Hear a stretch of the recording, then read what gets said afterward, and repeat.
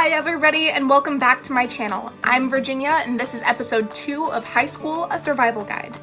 With all of the remote schooling going on right now, I thought that it would be a really good idea to kind of explain why studying in your bed is such a death trap for your grades and what you can do instead. So, without further ado, let's get started. Okay, so we should just get this out of the way right in the very beginning. You should never, and I mean never, study in your bed.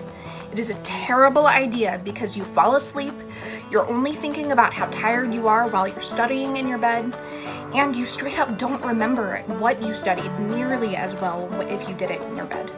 So, if you have a desk or a table, work there. Your bed is for two things and for two things only: sleeping and relaxing. Homework and studying are neither of those. As I said before, I really suggest studying and working at a table or a desk of some sort.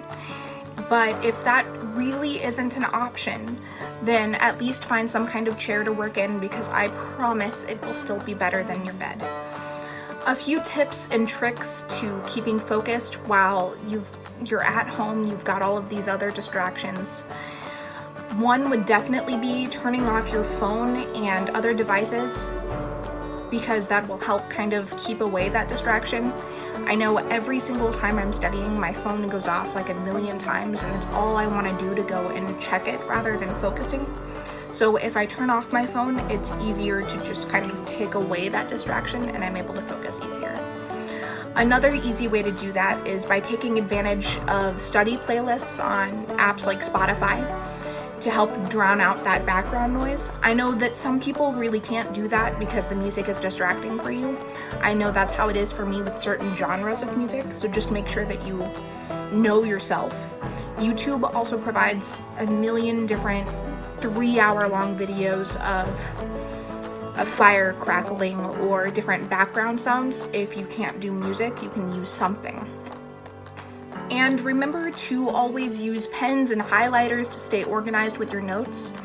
And always physically write down your notes. Don't type them.